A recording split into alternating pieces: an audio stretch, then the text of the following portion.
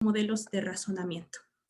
Siendo esto así, pues entonces yo procedo a hablarles acerca de lo que trata la ponencia que tengo preparada para ustedes.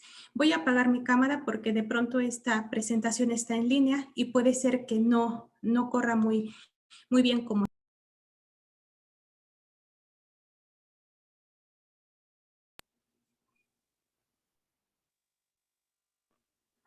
Oigan, ¿sí se escucha?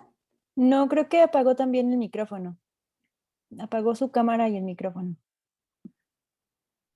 Ok, creo que ahora sí, ¿no? Sí, ahora sí, Eli. Pero anteriormente no se había escuchado nada. Solo como 2 segundos se dejó de escuchar. Ah, perfecto. Muy bien. Bueno, entonces les comentaba que voy a apagar la cámara porque quizá no corra bien esto, pero en el momento en el que, bueno, ustedes crean que pues no se escucha, me dicen, ¿ok? Para que yo también tenga una idea de cómo se va desarrollando esto, porque como no está pendiente de la presentación, no se da uno cuenta de los problemas técnicos. Les agradecería mucho eso. Muy bien.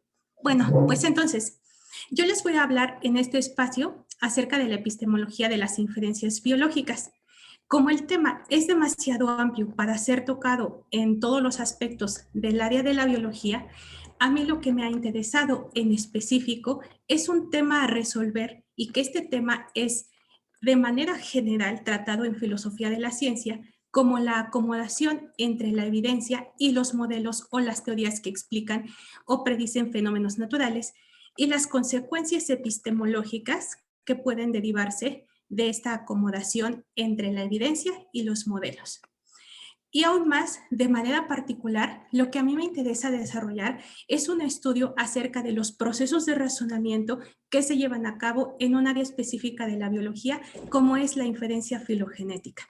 La inferencia filogenética refiere a estos resultados que son un proceso de razonamiento que nos lleva, o les lleva más bien a los biólogos, a realizar hipótesis de filogenia, es decir, hipótesis acerca de las relaciones que existen entre los organismos y cómo se han desarrollado estas relaciones a lo largo de la historia evolutiva de los organismos y en específico del grupo que ellos estén estudiando. Por lo tanto, la inferencia filogenética se puede dar tanto a nivel menos inclusivo como sería a nivel de especie, como a nivel más inclusivo, como sería a nivel de todo un taxón, ¿no? Como una familia o un grupo más diverso aparte de las especies. Para situar esta discusión, primeramente les hablaré acerca de la sistemática de especies biológicas y las inferencias filogenéticas. La sistemática de especies biológicas se encarga del estudio de la biodiversidad en el planeta y como tal le interesa saber qué tipo de patrones, procesos y patrones y procesos han llevado a cabo a nivel de evolución para tener los estados actuales de los organismos. Y para rastrear este tipo de historias evolutivas, se hacen un cierto tipo de inferencias que nos interesan muchísimo en filosofía de la ciencia porque la filogenética es fundamental ya que nos proporciona una perspectiva de razonamiento muy peculiar en la biología que va de las consecuencias detectables, es decir, de las formas que nosotros podemos mirar actualmente en los organismos por cualquier medio, a las hipótesis plausibles, es decir, cierto tipo de causas que han dado origen a las formas actuales de estos organismos. Entonces, este tipo de razonamiento, si se dan cuenta, es muy peculiar porque tenemos cierta evidencia disponible en la actualidad y hacemos un proceso de razonamiento, digámoslo así, hacia atrás para poder encontrar las causas probables porque son eventos únicos de evolución, los cuales no pueden ser replicados en el laboratorio, los cuales nos den pistas acerca de por qué hay estas configuraciones actuales de los organismos. Y cuando hablo de las configuraciones actuales de los organismos, me refiero a por qué tienen cierta constitución morfológica, ciertos patrones de comportamiento, por qué tienen algunas expresiones genéticas cuando son secuenciados algunas familias o algunos algunos grupos en específico. Todas estas características son producto de una historia evolutiva y esta historia evolutiva trata de ser recuperada en la filogenética. Pero como son eventos únicos, la especiación y la extinción no pueden ser replicados en el laboratorio, de tal manera que los sistemáticos, es decir, los biólogos, lo que hacen es un tipo de razonamiento que va rastreando hacia atrás con la evidencia que van encontrando, sea evidencia detectable o sea un registro fósil, para llegar a las posibles causas que han dado origen a estas situaciones que pueden ser detectables actualmente. Entonces, el objetivo de la filogenética es algo muy sencillo, pero a la vez tiene una complejidad epistemológica, la cual no ha sido ampliamente estudiada por los sistemáticos, porque un sistemático tiene como objetivo la producción de un árbol filogenético, es decir, un cierto tipo de esquema que nos represente la historia evolutiva de las especies. Tradicionalmente, una filogenia, que sería esto que estamos mirando en pantalla, este esquema con ciertas ramas y en las terminales las especies, representa la historia de cómo se ha desarrollado un grupo en específico hasta llegar al estado actual. De tal manera que lo que aquí vemos representado es como esta historia que nos cuenta por qué las cosas son así a nivel evolutivo en la actualidad. Y esto es de lo que trata la filogenia, inferir este tipo de esquemas que representan relaciones entre organismos. Obviamente esas relaciones son de ancestría y descendencia de acuerdo a una escuela en específico que es la cladística. En la cladística tenemos grupos que serían monofiléticos, es decir, que agrupan al ancestro y a todos los descendientes, pero nada más aparte de eso. En tanto que los grupos que son reconstruidos de manera errónea, de acuerdo con algunos criterios de la filogenética, se les conoce como grupos de tipo parafilético, es decir, que no representan la historia evolutiva de una manera correcta. De eso es de lo que trata la inferencia filogenética. Los sistemáticos, obviamente, no se están preocupando por preguntarse si estas historias de filogenia tienen tras de sí algún tipo de epistemología. Esa es una tarea que hacen las y los filósofos de la biología, porque finalmente a lo que nosotros nos interesa es ir a la fundamentación del conocimiento. Algunos biólogos y biólogas, por supuesto, que sí han estado interesados en qué razonamiento hay detrás de todas las metodologías que hacen posible las historias de filogenia, pero en realidad son muy pocos. Y en tanto que son muy pocos y pudiéramos decirlo, que no tienen todo este bagaje epistemológico que tendría un filósofo o filósofa de la ciencia, puede ser que en algún momento haya algunos traspiés en cómo se explican estos procesos de razonamiento que llevan a cabo los biólogos. Y de manera análoga, también nosotros como filósofos o filósofas de la ciencia tenemos algunos traspiés en cómo explicamos este tipo de actividades si no nos preocupamos por mirar cómo de hecho se realizan estas actividades en el núcleo de las prácticas científicas. Y es por eso que en la etapa de mi formación académica me dediqué a mirar cómo realizan estas reconstrucciones los biólogos y bueno, después de pasar algún tiempo no solamente mirando, sino haciendo las cosas, uno llega a algún tipo de comprensión acerca de cómo los biólogos y biólogas razonan para llegar a estos esquemas. Y en el arte de llegar a esos esquemas hay muchísimos métodos de construcción de árboles. Y cuando hablo de muchos métodos es que en estos últimos, que serían los métodos bayesianos, hay una multiplicidad de metodologías. Sin embargo, podemos agruparlos en tres grandes grupos cuya intención no es discutir aquí, sino es investigar las concepciones que los sistemáticos y filósofos de la biología tienen sobre estos modelos de construcción de filogenias, como serían parsimonia, máxima verosimilitud y los métodos bayesianos. Entonces, se supone que al investigar las concepciones que tienen los sistemáticos acerca de cómo construyen mediante estos métodos de construcción estadística las filogenias, es posible también rastrear qué tipo de razonamiento subyacen a las inferencias filogenéticas en este tipo de modelos de construcción de árboles. Y esa es la tarea de nosotros como filósofos de la ciencia. Las aproximaciones filosóficas a la inferencia filogenética, tanto del lado de los biólogos como del lado de los filósofos, han sido dos, sobre todo por el gran auge que tuvo la filosofía analítica en el siglo pasado. Por un lado está explicar este tipo de inferencias filogenéticas desde una perspectiva del modelo hipotético inductivo de Carnap y Hempel, y también pensar la inferencia filogenética como un cierto tipo de razonamiento que se acomoda al modelo falsacionista de Popper. Lo que entendieran los biólogos acerca de lo que decían los filósofos de la ciencia de la primera mitad del siglo pasado puede parecer muy distinto, sobre todo a quienes ya tienen un acercamiento bastante directo con estos autores como Carnap, como Hempel y como Popper. Cómo lo entendieran los sistemáticos, esa es otra historia. De hecho, hay una palabra clave en los sistemáticos que se llama evidencia total.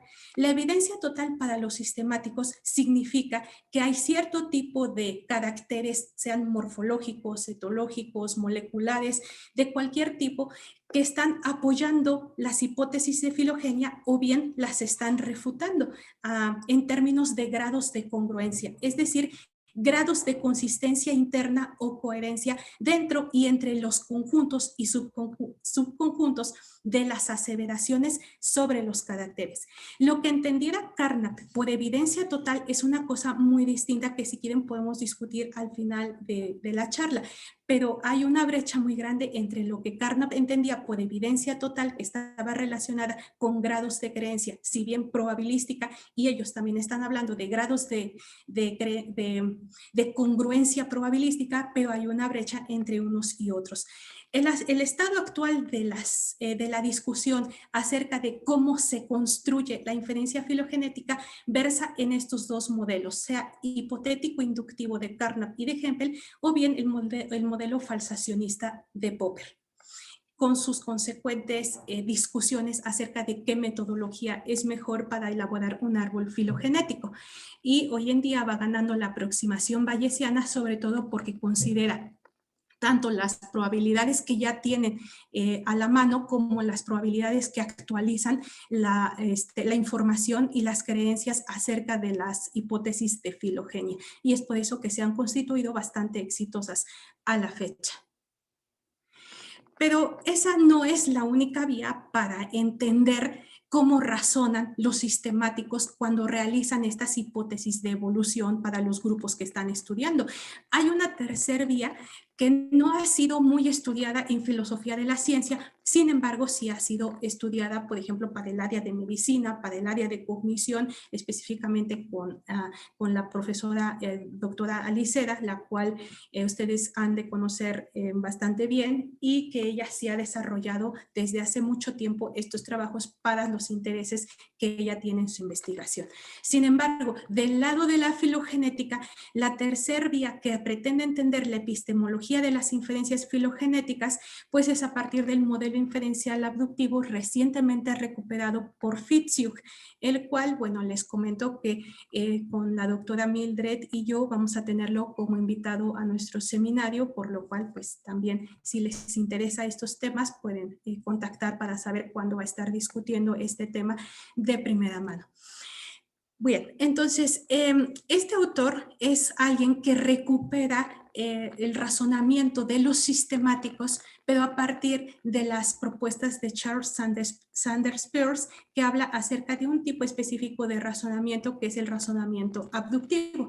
Así que antes de mencionarles cómo está funcionando el razonamiento abductivo para la sistemática de especies biológicas, lo primero que voy a hacer es, para quien tenga un conocimiento un poco vago acerca de lo que propone Charles Sanders Peirce en su obra acerca de la abducción.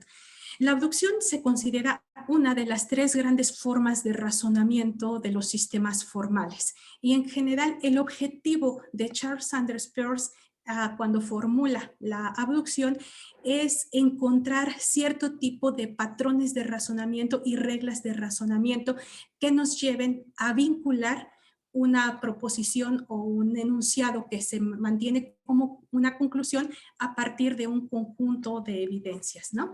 Y esto le lleva a pensar que en cualquier inferencia perdón, es que hay algo aquí que no puedo ver. En cualquier inferencia pasamos de un hecho a otro que se sigue lógicamente de esto. Y en el paso de un lado a otro entre el conjunto de premisas o de evidencias a la conclusión, hay un vínculo que se ha establecido entre este conjunto y la conclusión, al cual se le puede llamar consecuencia lógica. ¿Cómo caracterizar la consecuencia lógica en las tres grandes formas de razonamiento? Ese es otro asunto, pero de que hay una relación entre las premisas y la conclusión, de hecho la hay.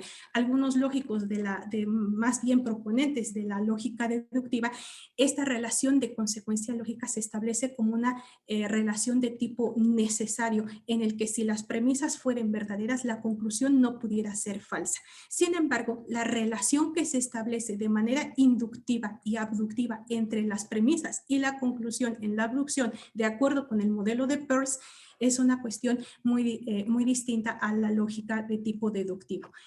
En Peirce, tanto en la primera versión del 78 como en la de la 83, la abducción y la inducción se describen como inversiones de un silogismo deductivo.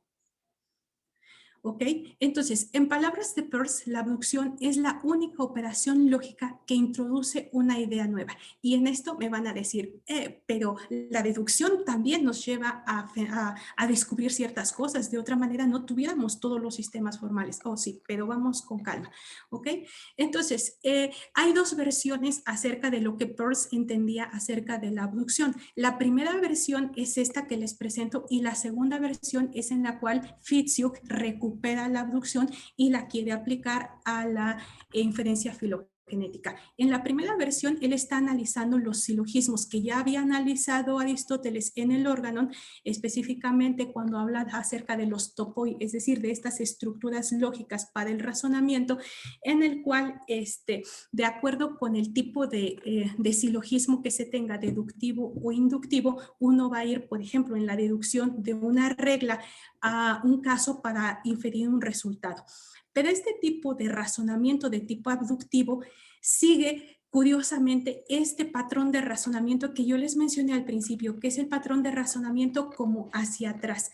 Uno observa parte del hecho de que hay una situación sorprendente, anómala, o que genera duda en el agente epistémico y uno piensa, bueno, ¿cuál es la respuesta más plausible o la hipótesis más plausible que nos lleve a que este hecho sorprendente ya no sea después de todo tan sorprendente, sino que fue de una cuestión rutinaria?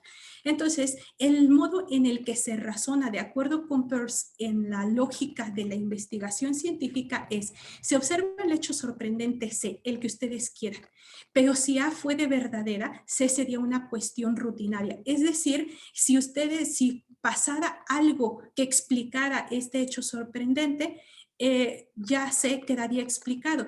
Por lo tanto, hay razones para sospechar que A es verdadera, ¿no? Esto puede ser ejemplificado con algo que Harman después retoma en un ejemplo muy burdo porque también lo utilizamos en la vida cotidiana. Imaginad que han dejado un tazón de cereal en la noche y que ustedes lo quieren comer por la mañana. Cuando llegan a la cocina o al comedor o a donde lo hayan dejado, el tazón ya no está, pero está vacío.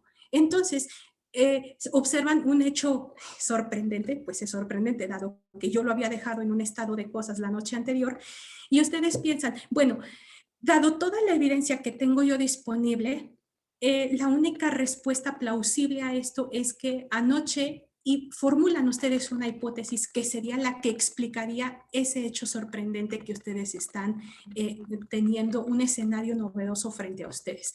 De eso trata la primera versión de la abducción de Peirce y lo formula este esquema que ahora les presento, es de un alumno que se llama Alejandro Rodríguez y del cual yo tomé porque él ha caracterizado bien este fenómeno recursivo, digámoslo así, para la abducción en la primera versión de Peirce, en donde hay un estado de creencia, que hay un estado de tranquilidad epistémica en el sujeto que forma un hábito, el hábito de encontrar ciertos estados de cosas, y luego resulta que de acuerdo con este conocimiento de fondo que tiene, hay una información que es contrastativa con esa información que ya tiene y entonces se presenta un fenómeno anómalo que le genera duda, sorpresa, inquietud y el cual debe de resolver, puesto que en el caso del desayuno, bueno, pues lo resuelve quizá acudiendo a otro tipo de cereal, como dice Hartman, pero en el caso de hipótesis de filogenia o de casos sorprendentes en la ciencia, uno debe de resolver eso de una manera más estructurada. Y ahí es donde surge la duda y la irritación epistémica y se genera un tipo de razonamiento abductivo en donde tú tienes la evidencia y tratas de encontrar las causas mediante una hipótesis plausible que te dé una explicación tentativa de ese fenómeno. Esa es la primera versión y la más socorrida de Peirce. Pero también hay otra versión que es la que a mí me interesa ocupar y la que Fitzhugh también está ocupando, en la cual Peirce menciona en la segunda versión que la abducción también engloba todas las operaciones mediante las cuales se engendran teorías y concepciones e incluye en este esquema a las otras dos grandes formas de razonamiento como etapas de la investigación científica. Entonces, la primera etapa la deja siempre de manera sorpresiva y abductiva para formar hipótesis que expliquen los hechos sorprendentes. Y en la etapa 1 de este esquema tendríamos subsumido este esquema que habíamos visto en la lámina anterior, el cual va a generar una hipótesis, la cual, mediante la deducción, va a ayudar a derivar consecuencias comprobables de las hipótesis. Tal cual como cito de Peirce, la deducción ayuda a derivar consecuencias comprobables de las hipótesis explicativas abductivas que obviamente la abducción nos ha ayudado a concebir.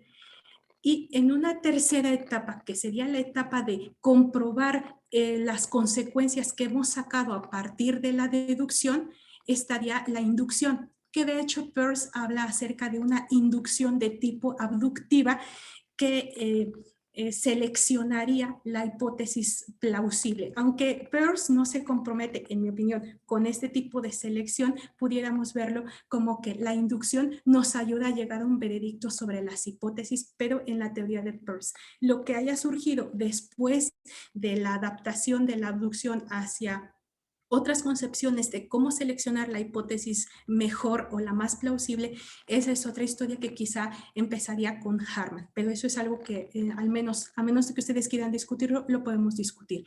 Lo que a mí me importa recuperar y que esto ya ha sido hecho por la filósofa Liceda y por Fitzhugh es este tipo de esquemas que nos pueden ayudar a comprender cómo razonan los científicos, los biólogos, con el fin de dar una explicación de los fenómenos que tenemos en la actualidad, una explicación de tipo evolutiva. Entonces, ¿cómo va a ser aplicado este razonamiento a la inferencia filogenética? Primero, entendamos que el objetivo de la sistemática y en específico de la filogenética es explicar causalmente las diferencias de caracteres compartidos que observamos entre los organismos, ya sea existentes o representados como fósiles. Es decir, ¿por qué este bicho tiene ciertas características contrastado, por ejemplo, con otro grupo? Un ejemplo muy curioso sería, ¿por qué el ornitorrinco tiene estas características morfológicas y cómo se explica que el ornitorrinco es el ancestro vivo más reciente de todos los mamíferos, incluidos, por ejemplo, los seres humanos? Esa es una muy buena pregunta. ¿Por qué tenemos este espécimen que tiene estas características? Hay ciertos hechos sorprendentes que necesitan explicación. Entonces, pero la explicación se ha elegido de tipo causal, lo cual es un problema en biología y en mi opinión los razonamientos abductivos logran frenar la duda sobre los nexos causales entre eventos del pasado que no pueden ser reproducibles y los eventos actuales que sí podemos detectar, ya sea por cualquier medio detectable o que están representados por medio de los fósiles. Ok, bueno, este esquema está tomado de uno de los artículos de Fitzhugh, en donde él recupera esta segunda concepción de Peirce acerca de la abducción, en donde se recuperan las 3 etapas de razonamiento para la investigación científica y nos lleva a este esquema que ustedes tienen ahora en pantalla, en donde lo primero que se hace es establecer a priori una hipótesis de filogenia, la cual va a ser contrastada con la evidencia. Para que esto no se vuelva a circular en sistemática de especies biológicas, les comento que hay un grupo externo con el cual se contrastan estos datos. De otro modo, esto se vuelve circular y entonces la hipótesis que nosotros queremos probar, la queremos probar a priori con los datos que tenemos y esto se vuelve de cierto modo, en mi opinión, un círculo sin salida. No, tenemos que compararlo con un grupo externo para que este tipo de razonamiento no sea viciosamente circular. Entonces, la primera parte es establecer una hipótesis de filogenia y como ya hay un conocimiento de fondo acerca que se contrasta con el evento anómalo, entonces por deducción sacamos ciertas conclusiones que de manera inductiva o bien como decía Peirce, de manera inducción abductiva, nosotros podemos probar la fiabilidad de la hipótesis que se ha planteado. Esto, para que no se quede en algo muy conceptual, les presentaré a continuación un caso que me gustó muchísimo desarrollar en la investigación doctoral. Y es algo que se ha resuelto recientemente en la sistemática de especies biológicas, pero que tuvo un origen muy puntual en Darwin. Darwin se preguntaba acerca de un fenómeno anómalo que a él seguramente no lo dejaba dormir como buen biólogo que es, y que no le daba respuesta solamente con depende de la especie, ¿verdad?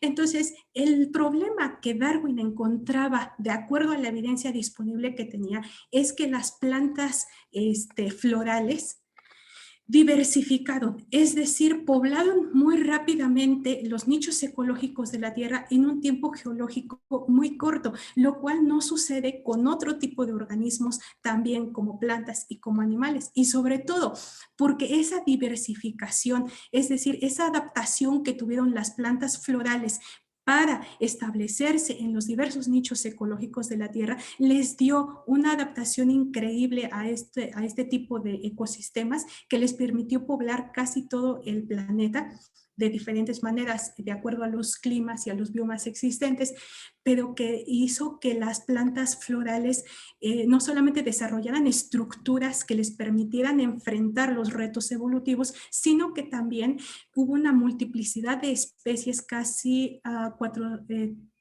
250,000 especies en un tiempo evolutivo muy corto comparado, por ejemplo, con las coníferas, con los helechos y con otras plantas. O sea, que abundaron de tal manera que Darwin no se explicaba este fenómeno anómalo. Y las preguntas que él se hacía es, ¿por qué no hay una evolución gradual de las angiospermas? Es decir, ¿por qué no la evolución se da gradualmente? ¿Por qué no podemos ver formas intermedias entre las gimnospermas como las coníferas y las plantas con flores? Si se dan cuenta, estas preguntas son de tipo contrastativo. Las preguntas ¿por qué? Siempre son de tipo contrastativo respecto a una información de fondo. Y la pregunta también que se hacía Darwin es ¿por qué cuando aparecen ya son tan diversas? O sea, ¿qué les permitió esta mega diversidad y obviamente que les permite poblar la Tierra? Este abominable misterio, como le llama Darwin, no pudo haber sido resuelto sino gracias a los avances de la biología molecular de los últimos 30 años del siglo pasado, en específico con dos grupos de investigación. Y pongo los dos grupos de investigación, aunque yo me centré más en el grupo de Soltis y Soltis, que realizó la investigación a mediados de los 90 y actualmente siguen desarrollando para dar una respuesta más acercada a los fenómenos evolutivos. Y esta que es la doble duplicación del genoma que propone este grupo de investigación que es APG, y un grupo de investigación que trata de dar también respuesta al fenómeno que Darwin se preguntaba, desarrollado por Susana Magallón del Instituto de Biología.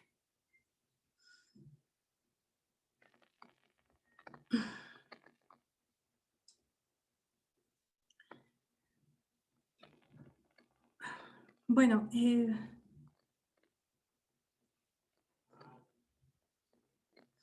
me parece que hay, perdón, he leído algo aquí en el chat que me dice que hay personas que no pueden visualizar la presentación. Me gustaría saber si la están visualizando. Por favor, si me ayudan con eso. Sí, se ve. Sí, Quizás perfecto. sea algo que tenga que checar Normi. Sí se ve. Gracias. Y bueno, quizá al final podamos hablar, Elizabeth, sobre si nos puedes compartir la publicación y la subimos a la carpeta de Drive. Claro que sí, con gusto. Ok. Aunque esta presentación se encuentra en Canva en línea, ¿vale? Entonces, pues de allí la pueden descargar sin problema. Ya no te interrumpo. No, pues está bien, porque imagínense yo aquí hablando y alguien imaginándose que estoy diciendo. No me digan eso. Bueno, pues bueno, ¿qué se le va a hacer? Porque es importante que miraran los esquemas para que no estuviera yo hablando aquí nada más, pero bueno, ya los problemas técnicos pues los vemos al final, ¿ok? Porque si no se me va a terminar el tiempo y no les voy a explicar todo esto. Entonces, lo que yo les decía es que hay dos respuestas, una de un grupo de investigación de Estados Unidos y un grupo de la mexicana Susana Magallón, que da dos respuestas distintas pero no incompatibles para el fenómeno de la diversificación de las plantas con flores.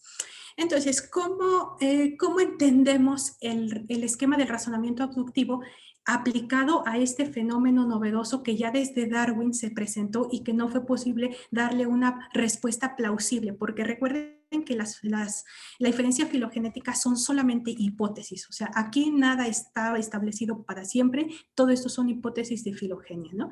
Entonces, Fitzhugh nos recuerda que por lo general son las percepciones de efectos sorprendentes o inesperados los que nos llevan a formular preguntas causales ¿por qué? Con el fin de buscar cierto tipo de explicaciones. Al contrario de las expresiones coloquiales, quiero pensar que Fitzhugh está hablando acerca de un cierto tipo de pregunta naif que empieza con una observación, ¿no? Como en algún momento trataron de caracterizar el método científico que empieza con observación, dice, vamos a irnos a otra concepción más elaborada acerca de las metodologías que se utilizan en la ciencia. No hay una unificación de la metodología, en donde uno se pregunta por qué es el caso que se están dando estas cosas contrastadas con otras. Y la aplicación de este tipo de razonamiento, en mi opinión, a la respuesta de Soltis y Soltis, porque aquí no voy a abordar lo de la mexicana Susana Magallón por falta de tiempo,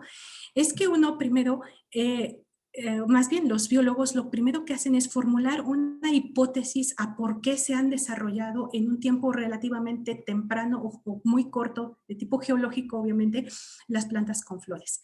La hipótesis plausible es que si hubiera un evento de poliploidía, es decir, de una duplicación del genoma, entonces se esperaría que la estructura y evolución de una familia de genes origine innovaciones en un grupo de organismos. Rápidamente les comento que una poliploidía, bueno, y si no, pues ya ustedes me corrigen si no es así, porque yo no soy bióloga, yo soy filósofa de la ciencia, es que los eventos de poliploidía lo que hacen es dotar de una información extra cuando suceden mutaciones en la cadena genética, y esto proporciona en algunos organismos ciertas ventajas adaptativas, como sucede en las plantas, lo cual a veces no sucede en otro conjunto de organismos como serían los animales, por ejemplo. Entonces, estos eventos de poliploidía, de duplicación del genoma, se espera que conduzcan a innovaciones estructurales en los organismos que les permitan adaptarse a los entornos. Entonces, la hipótesis plausible que trataron de probar Soltis y Soltis es que de hecho hubiera un evento de poliploidía en este gran clado hace millones de años que les hubiera permitido sobrevivir al ambiente, innovar y fijarse en estos nichos ecológicos.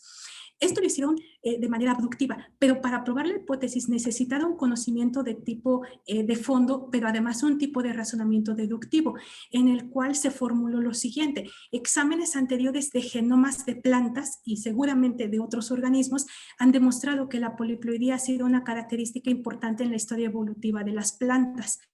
Y bueno, hacen toda una serie de aseveraciones para formular consecuencias observables. Y lo que hicieron es secuenciar varios grupos de plantas como el maíz, las uvas, los tomates, en parte por una importancia económica, pero también tenían estas importancias epistemológicas para demostrar que de hecho encontraron que hubo dos eventos de poliploidía hace 300 y 250 millones de años, los cuales le permitieron a este grupo de plantas con flores mantener innovaciones en las estructuras que les permitieran adaptarse a los entornos y de esta manera rápidamente diversificar, ¿no?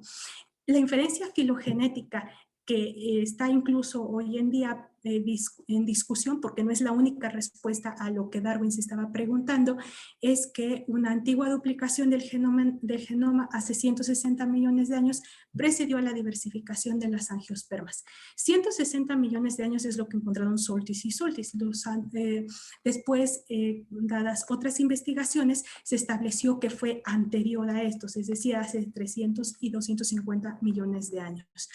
Entonces, esta es la manera en cómo se ha tratado de recuperar el razonamiento de los sistemáticos cuando tratan de explicar eventos sorprendentes en la investigación científica. Permítanme ver por qué esto ya no corre. Se suponía que tenía que ir hacia adelante y lo que yo tenía que decirles, aquí está. Porque si en la presentación, pues entonces no hay quien me sople la respuesta y me pierdo. Ok.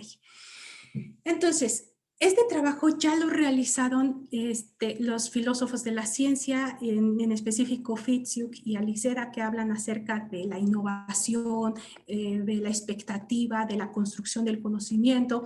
Y en el caso de Fitzhugh, de dar cuenta para explicar el tipo de razonamiento que llevan a cabo los sistemáticos. Pero hay algo aquí que todavía no se ha hecho y que es algo que pues a mí me interesa investigar y que sería redimensionar el papel de la causalidad en las inferencias biológicas, porque está claramente conocido que las correlaciones entre datos no están implicando cierto tipo de causalidad. Y la causalidad siempre ha sido un problema en la biología porque establecer relaciones causales les genera a los biólogos y a los filósofos de la biología problemas epistemológicos bastante agudos. Entonces, es mi opinión que conociendo el tipo de razonamiento que llevan a cabo los sistemáticos, es posible no fundamentar la causalidad ontológica, sino este tipo de causalidad epistemológica que justificaría la corrección de este tipo de inferencias.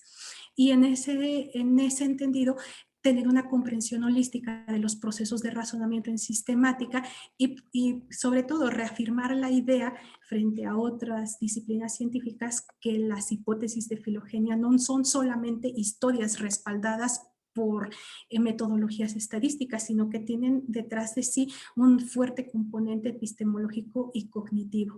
Y también, sobre todo, resaltar el valor representacional de los esquemas para expresar estados de cosas en el mundo que no pudieran ser representados, por ejemplo, por los esquemas inductivos o deductivos. En este caso, el valor representacional del esquema es el peso que tienen las representaciones de filogenia para el conocimiento científico y el aspecto creativo, sobre todo del conocimiento en biología. Bueno, pues esto es todo lo que yo tengo que decirles al respecto de la investigación que estoy realizando y pues muchas gracias. Muchas gracias, doctora Eli. Gracias, gracias. Bueno, pues ahora vamos a dar paso a la réplica. Y pues tenemos a la doctora Luz Angélica Hernández Carvajal y estoy segura que va a dar una muy buena réplica que ya veremos esta conversación que va a tener con él. Y bueno, después damos paso también, después de la réplica, a las participaciones por parte de las mujeres filósofas que estamos aquí presentes, ¿vale? Presento muy rápido a la doctora Luz Angélica.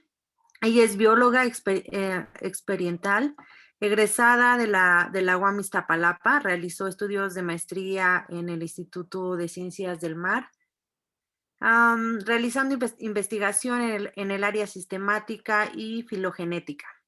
Además cuenta con un doctorado en el Instituto de Investigaciones Filosóficas en el área de comunicación de la ciencia. Ha realizado labores docentes desde 1990 en la SEP y en el nivel medio. Posteriormente ingresó al CCH Plantel Oriente desde el 2001. Y bueno, ha impartido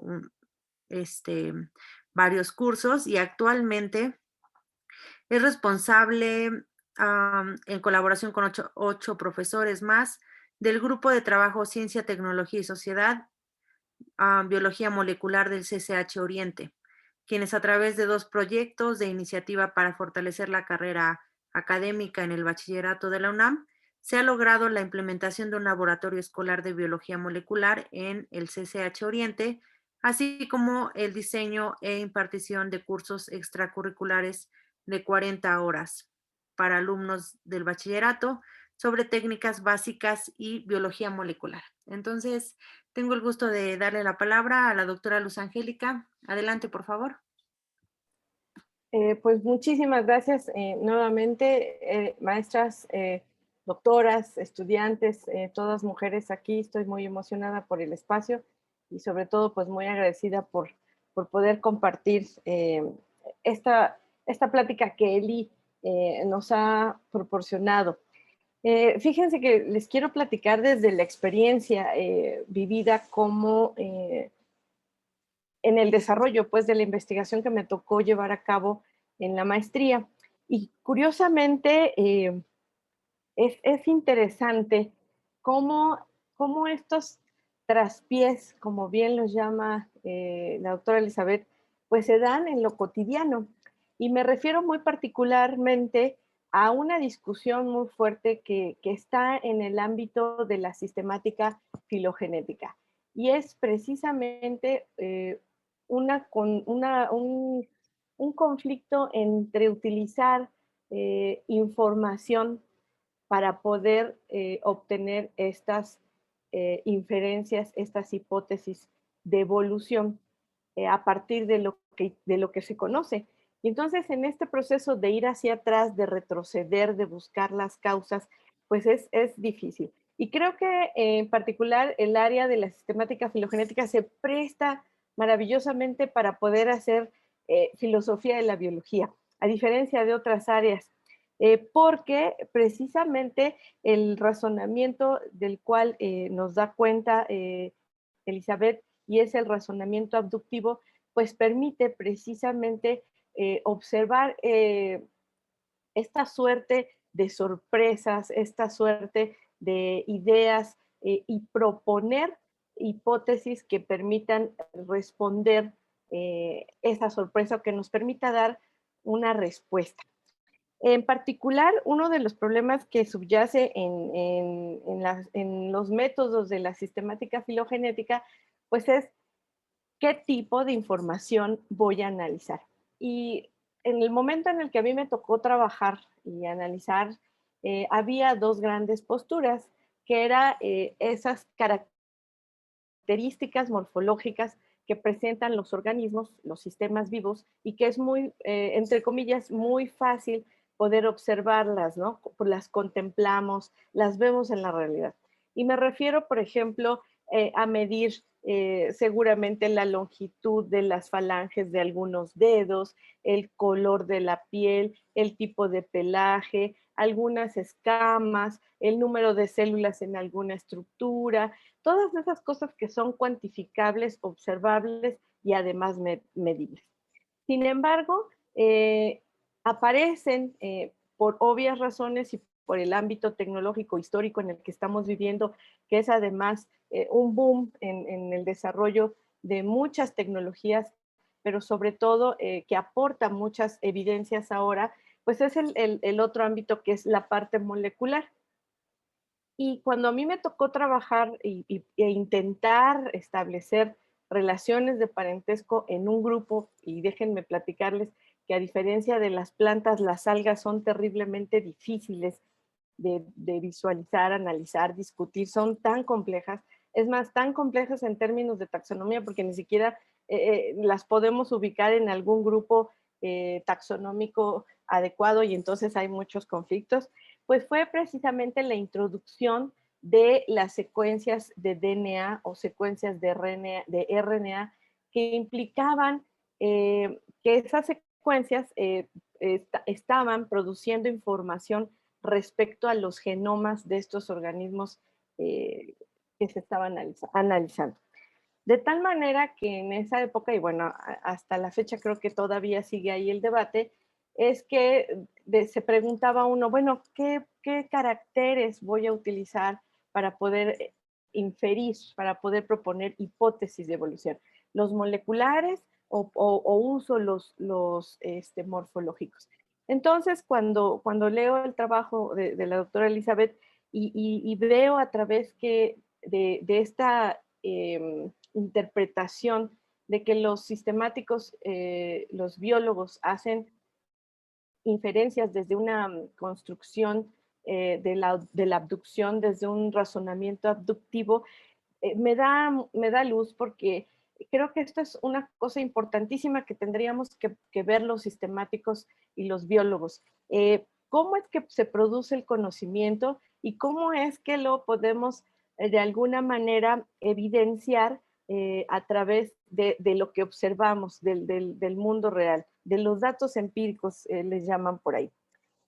De tal manera que sí tiene una implicación fuerte y me gustaría también comentarle, o más bien preguntarle a Eli, eh, al observar o al entender que se llevan a cabo estas formalizaciones, estos eh, abducciones, este razonamiento, ¿qué implicación tiene, por ejemplo, para la discusión que subyace en estos métodos? Y lo pregunto porque hay dos grandes corrientes y que también considero que tienen mucho que ver con esta cuestión de la cultura y de la naturaleza de la ciencia. Y es que hace años se trabajaba mucho bajo una metodología que se llama la parsimonia y seguramente ustedes lo pueden ver, que es la explicación más económica para poder proponer hipótesis. El camino más sencillo, el menos rebuscado que nos puede dar explicación de ese fenómeno. Sin embargo, surgen también a la par, posteriormente, estos otros métodos que tienen que ver más con una cuestión probabilística, con una cuestión estadística. Y entonces creo que al intentar entender que el trabajo que hace un sistemático es a partir de un razonamiento abductivo, creo que genera un gran campo para poder evitar estas contradicciones, porque tal cual lo comentó Elizabeth, uno de los problemas en la sistemática filogenética es precisamente que estas hipótesis se quedan como tal y es muy difícil poder verificar su, ¿cómo llamarle?, su veracidad o poder decir, esta es la hipótesis y esto se puede verificar en la realidad. El ejemplo que acaba de dar sobre las gimnospermas y las angiospermas es muy evidente. El hecho de que se plantee una poliploidía, pues se puede cuantificar, se puede analizar a través del estudio de los genomas de estos organismos y entonces la hipótesis sí se puede comprobar al respecto sobre ese hecho. Entonces, la intención de comentar un poco el trabajo de Eli es qué implicaciones tiene darle este giro y qué implicaciones además tendría poder llevar a cabo estas discusiones al interior del trabajo que hacen los sistemáticos, los biólogos. Creo que sería una puerta interesante porque permitiría poder tomar decisiones más justas, más adecuadas y pretender que lo que se lleva a cabo y lo que se produce como conocimiento científico, pues tiene un fundamento fuerte y evita precisamente que las modas como estos métodos probabilísticos bayesianos, pues se impongan ante un razonamiento que es el abductivo y que permitiría obtener mejores propuestas o mejores hipótesis filogenéticas y no andar buscando o resolviendo o incorporando nuevos datos a lo que ya está para intentar ajustar las hipótesis a lo que observamos en el ámbito natural.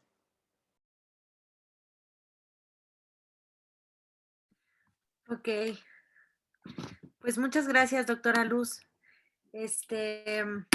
Me gustaría, no sé, Eli, preguntarte qué prefieres, si ahorita contestar a la réplica y al comentario de la doctora Luz o damos pie a algunas participaciones. Bueno, gracias, doctora Luz Angélica, y gracias, doctora Mildred, pues, por ayudarme a construir esta ponencia. Y bueno, también quisiera pues preguntar si no hay ningún inconveniente en que ahora mismo yo le conteste a la doctora Luz Angélica y ya pasemos entonces ahora sí a la ronda de preguntas, puesto que quiero pensar que así lo organizaríamos mejor. Entonces, pues si no hay otro inconveniente, según yo, pues sí voy a responderle a la doctora Luz Angélica. Y yo sabía que de allí me ibas a agarrar y ese era, pues claro, el punto débil del trabajo, ¿no? Porque, bueno, primeramente les voy a contextualizar la pregunta de la doctora Luz Angélica, porque sí que muchas de nosotras no estamos trabajando el ámbito de la sistemática y entonces las metodologías pues se nos escapan. Quisiera comentarles que los métodos de parsimonia, o sea, todos son métodos probabilísticos. Sin embargo, los supuestos que subyacen a las metodologías probabilísticas, y de allí que el acercamiento entre Henning, que es el de la escuela cladística, y Popper y Carnap, pues sean muy cercanas porque convivieron de primera mano, principalmente Henning con Popper. Entonces eran contemporáneos y de allí que haya esta discusión, primero epistemológica, en cuál es la mejor metodología para seleccionar la mejor filogenia. Y en la selección de filogenias está implicada la metodología. Como bien menciona la doctora Luz Angélica, y voy a revisar mis notas porque los métodos de parsimonia es que están buscando la explicación más simple, es decir, cuando hablamos en sistemática de la metodología más simple, hacemos referencia a un supuesto filosófico que es la navaja de Occam, que todos conocemos, que es la hipótesis la más sencilla y la más plausible. ¿Cómo se lleva esto al ámbito de la sistemática? En mi opinión es de este modo, pero Luz es la que trabaja esto. Yo como filósofa lo veo de este modo. Es que un biólogo selecciona el árbol filogenético que menos tasas de sustitución tenga. Si mal no lo recuerdo, es de ese modo. El árbol filogenético que mejor describe la historia evolutiva de los organismos es el que menor cantidad de mutaciones tiene o menor tasa de cambio en el tiempo. Y lo que tratan de hacer los métodos probabilísticos que apelan, por ejemplo, a cadenas de Markov, Monte Carlo, que son las metodologías más utilizadas para métodos de filogenia, de métodos bayesianos, es no solamente medir la explicación más simple, sino ir actualizando la evidencia disponible con probabilidades posteriores dada la evidencia. Entonces, la formulación de hipótesis de filogenia se produce a priori, pero lo que se prueba dada la evidencia, eso ya es a posteriori y se van actualizando este tipo de información en los métodos bayesianos. Esta respuesta yo recuerdo que la platiqué con, si ustedes conocen, bueno, a un biólogo importante que trabajó con Brent Mischler, que es Efraín de Luna, que él decía por qué había un mix entre distancias, parsimonia y máxima verosimilitud. En general, los sistemáticos no utilizan una sola metodología, utilizan algunos métodos de referencia que soporten los métodos bayesianos. Están utilizando a veces máxima verosimilitud o parsimonia, sobre todo por los supuestos probabilísticos que subyacen a estas metodologías. Entonces, cuando, Luz, tú me preguntas, ¿cuál es la mejor, si este modelo, cómo influye en la decisión de los sistemáticos para la elección de las mejores filogenias? No sé si les hagan mucho caso a los filósofos de la ciencia. Realmente yo creo que muchos sistemáticos eligen el que mejor se está adaptando a los datos y tú muy bien lo dijiste, es que tenemos que decidir. En algún momento hay un umbral numérico que sí lo establecen los sistemáticos para decidir qué árbol representa mejor las filogenias, pero en última instancia es el conocimiento de fondo del sistemático el que decide cuál es el mejor árbol posible. Y aquí no entra ni Fitzhugh, ni por ejemplo Aliceda, porque ellos no son quienes están trabajando este tema. Es Lorenzo Magnani, que quien es el que está trabajando este tipo de contenido, él le llama contenido extrateórico, que influye en la decisión de los sistemáticos para la selección de la hipótesis más plausible que dé cuenta de la evolución. Entonces, esto tiene que ver mucho con el trabajo de la doctora Mildred, que gracias a ella he estado aprendiendo acerca de este tema, acerca de cómo los componentes cognitivos y extrateóricos influyen más allá de la abducción y las otras dos formas de razonamiento.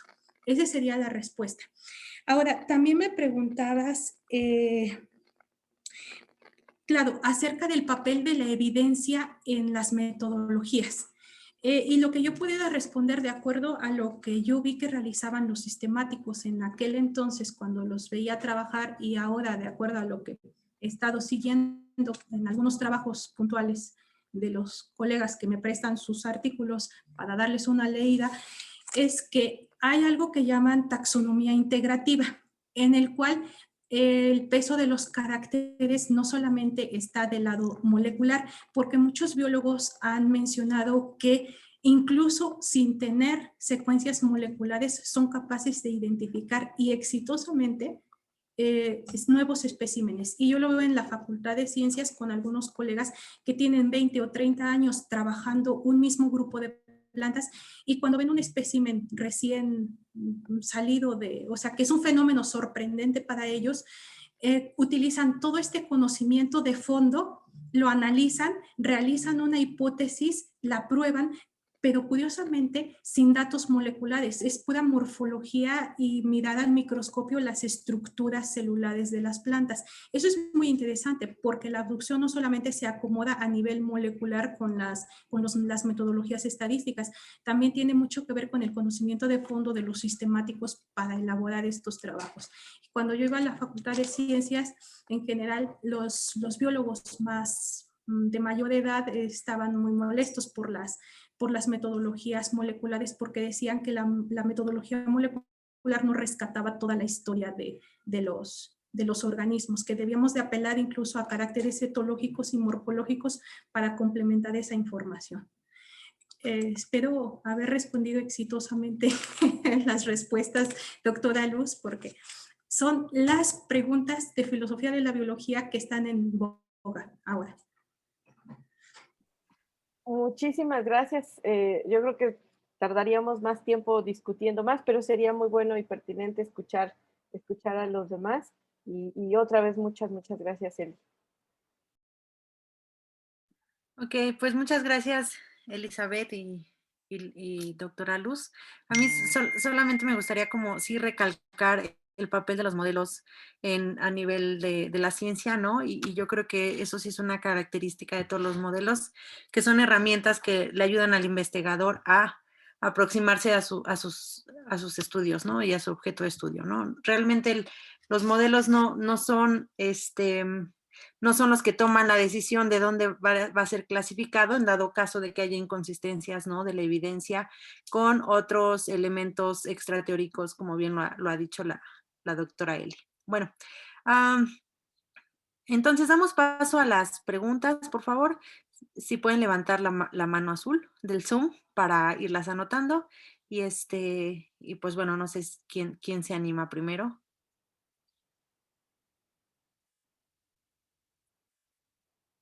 ¿Quién dice yo? Doctora Ángeles, me parece que ya. Ok, adelante, doctora. Gracias. Muchísimas gracias por tu presentación. Me gustó muchísimo, además de que aprendí mucho. Son temas que me encantan. Pero siempre anda uno haciendo demasiadas cosas como para entrarle. Yo tengo dos preguntas realmente bastante generales y que tú ya me dirás si hay algo que me perdí a lo largo de la presentación. Corrígeme. O si hay algo sustancial que discutir en lo que te voy a preguntar. Una cosa es que me da la impresión de que parte de lo que estás argumentando es que el valor que tiene empezar a pensar, no sé si empezar, pero seguir pensando estas inferencias como con este carácter abductivo y todo lo que nos explicaste, es porque nos permite recuperar el valor representacional que nos proporcionan. Pero es súper interesante porque por otro lado hay un gran debate respecto de por qué deberíamos de dejar de pensar no solo los modelos, las explicaciones, sino inclusive los estados cognitivos como representaciones del mundo, que en la medida que hacemos eso, realmente distorsionamos un poco la comprensión de los fenómenos. Y es como tú sabrás, es un gran debate si eso es así. Entonces, dado que hay ese debate mucho en ciencias cognitivas y también en algunas partes de filosofía de la ciencia, me gustaría saber por qué crees que eso es valioso. Y por otro lado, hablabas un poco bueno, ya no son solo historias, ¿no? Hay algo más, pero me parece también que la idea de que las narrativas son explicaciones es algo por lo cual, por lo menos hasta donde yo me quedé cuando estudié filosofía de la biología, era algo que les parecía muy valioso, porque precisamente la idea era, porque de hecho la historia, la disciplina de la historia, ¿no? Justamente a veces se concibe como un conjunto de narrativas que van dándonos distintos significados de los fenómenos. Y dado que no tenemos la evidencia, porque la evidencia en historia es muy difícil de encontrar, es muy difícil saber cuándo algo es evidencia, y en parte pareciera que la biología tenía eso en común con la historia, ¿no? A mí, de hecho, esa analogía entre historia y biología siempre me ha parecido fascinante. Y entonces yo me quedé como en esta idea de que precisamente revalorar el hecho de que la biología es una disciplina en general, inclusive la biología, porque claro, viene la biología molecular y esto se pone en cuestión, pero buena parte de la biología tenía este carácter narrativo, ¿no? Y cómo eso, precisamente lo que ponía en cuestión era que toda la ciencia tenía un carácter representacional, ¿no? Me parecía muy interesante. Entonces, y veo que estas dos cosas en tu ponencia y en lo que estás tratando de defender van juntas, y me gustaría saber un poquito más porque me gustó mucho y me quedé como con inquietudes. Sí, pues gracias, doctora Ángeles, por las preguntas. Me parecen muy pertinentes y pues son también otro de los puntos que yo sabía que pudieran preguntar y dije, veremos cómo respondo a esto. Perfecto. Bueno, el carácter, el rescatar el razonamiento abductivo para la inferencia filogenética no solo estriba en el carácter representacional, sino que este tipo de razonamiento, y en específico la segunda versión de Peirce, no ha sido ampliamente recuperada en el ámbito tanto de la epistemología como de la lógica. En general nos quedamos con el primer argumento en donde tenemos el tipo de silogismo que él habla en los escritos, en la colección de artículos editados, ¿no? Que se hizo la colección y ahí podemos encontrar este tipo de narrativas.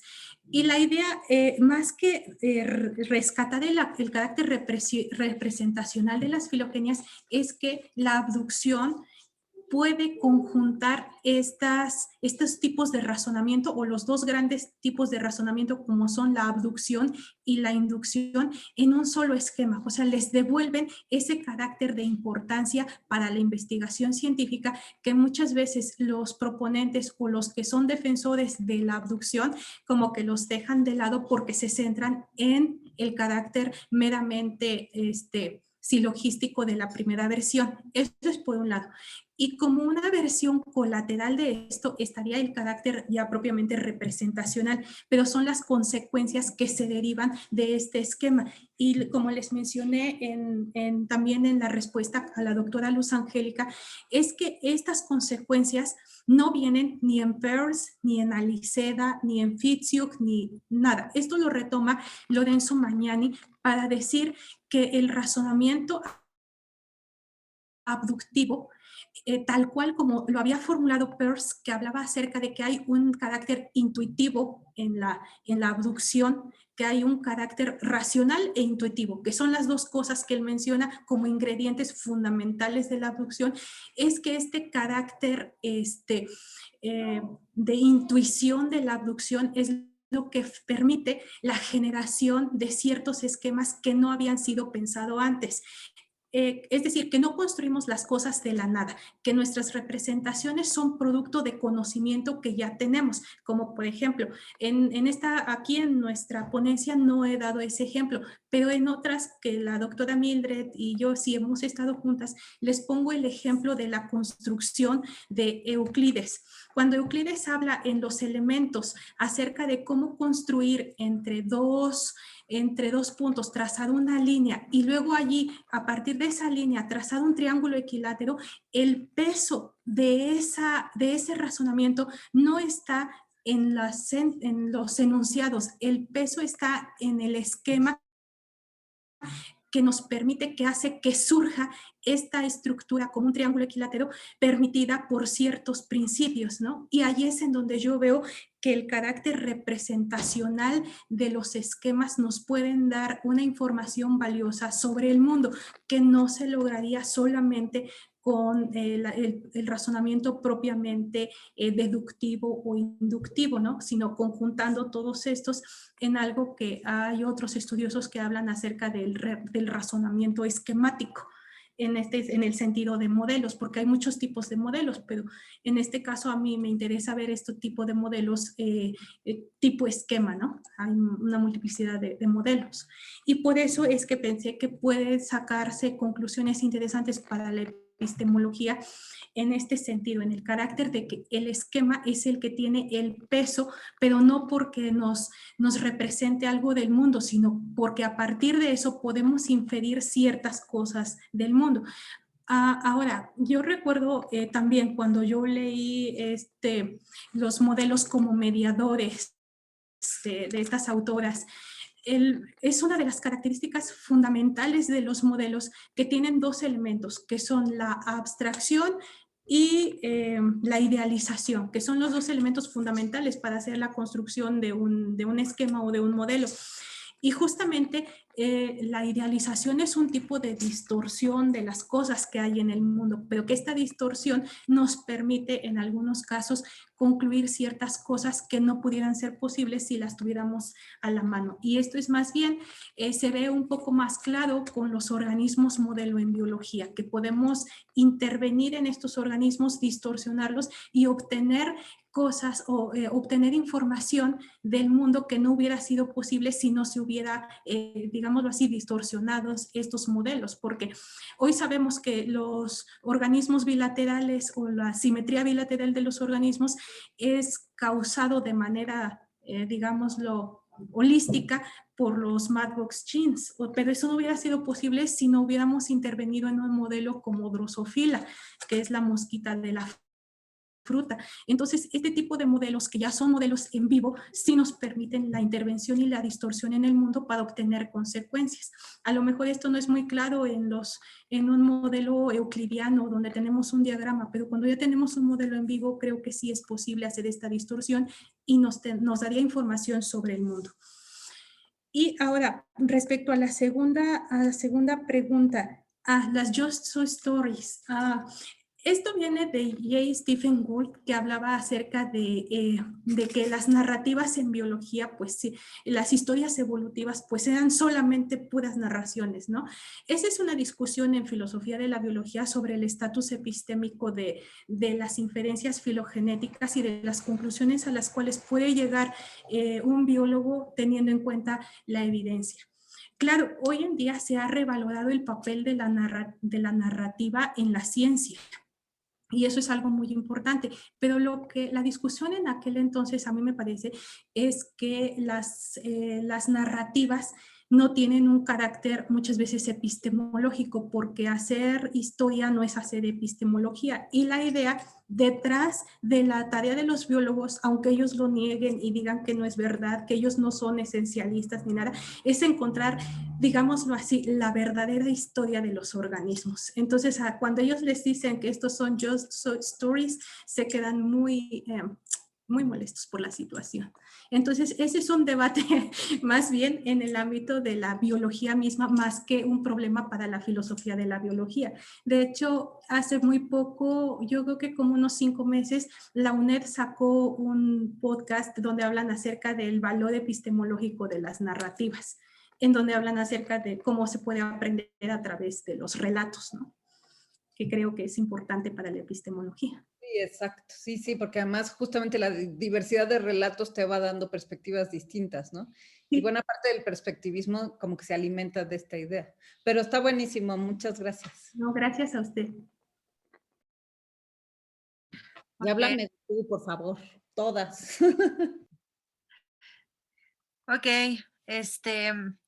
¿alguien más que guste participar? Preguntas, comentarios, dudas de lo que hasta ahora hemos platicado. Creo que Gabriel, doctora Mildred. Adelante. Sí, es que no levantan la mano en azul y tampoco vi como la manita, pero adelante, por favor. Perdón, pensé que levanté una mano, pero tal vez era la equivocada. Bueno, muchas gracias por tu presentación. Hay una parte irremediablemente cuando vemos una presentación, que espero no estar incurriendo en esto, que es cuando entiendes lo que quieres entender. Entonces, en tu presentación yo vi cosas que me gustaron mucho y que me convienen mucho para algo que estoy tratando de escribir. Y quiero preguntarte si entendí bien, y si no entendí bien, entonces, ¿qué piensas de lo que te voy a decir? Ok, bueno, la primera es que, contrario a lo que tradicionalmente se piensa, hay razones para conferirle un estatus relevante a las correlaciones. Porque queda claro que a nadie le gusta cometer falacia de causa falsa, verse como una persona bien loca que dice, ay, cada vez que lavo mi coche llueve, ¿no? Y eso es como, no, a ver, eso no, así no funciona la causalidad. Pero lo que observamos es, hay grandes volúmenes de evidencia que, donde reiteradamente se ve la correlación. Y el solo hecho de que se presente la correlación no da causalidad, ¿ok? Pero ante la evidencia, lo que se vuelve irracional entonces es desatender los datos, es decir, esto está pasando por algo, ¿no? Entonces, no es que de inmediato digas, si se presenta A, se presenta B, son lo mismo o son causales o algo por el estilo, no. Pero lo que tú estás diciendo es, si se presentan entonces adecuación empírica, si la gente sigue correctamente los datos, si hay a lo mejor predictividad, si dadas ciertas condiciones en que suponemos que va a pasar algo y se presenta otra vez, entonces decimos, bueno, pues tiene sentido aunque no tengamos la explicación completa. Y este es el último punto, tal vez el más importante. Mediante la abducción podemos atribuirle además cierto poder explicativo. Entonces, dado ese proceso, entonces dices, bueno, pues se puede reivindicar el papel de la correlación. Tal vez no terminamos de entender del todo la causalidad del hecho, pero sí estaríamos sabiendo cosas que no sabríamos de otro modo. Al menos tenemos indicios de eso. Eso por una parte. Por otra, inferencialmente hablando, al menos, esto me parece que apuntaría a la razón por la cual la inducción se piensa que no es tan distante de la abducción, o al menos no es una tarea tan sencilla distinguir cuál es cuál en ciertos casos límite, ¿no? Como en las inferencias por analogía. Como que atender a cierta evidencia y bueno, la recurrencia de ella, pues muchas veces no es la única razón por la cual se realiza una evidencia o se le confiere poder explicativo, sino que se está haciendo un ejercicio más parecido a la abducción que la sola colección de datos. Entonces, como que trae un pie en las dos. Básicamente esos son los dos aspectos de los que te quería preguntar. Uno, si entonces tú piensas que con esos tres factores, con adecuación empírica, poder predictivo y poder explicativo, entonces podemos reivindicar el papel de las correlaciones. Y dos, sí, pues justamente eso es, tiene todo, bueno, tiene que ver con que no nos quede del todo claro cuál es la diferencia entre inducción y abducción. Espero haber sido clara con eso. Gracias, Gabriel, por las preguntas. Me han parecido también muy pertinentes y pues más bien me has dado ideas sobre cómo puedo estructurar el trabajo. Creo que eres muy intuitivo y muy lista para hacer este tipo de puntualizaciones. A ver, yo digo que cuando tú me preguntas si la adecuación empírica, el poder predictivo y había otro, el poder explicativo, son suficientes para darnos una indicación sobre el papel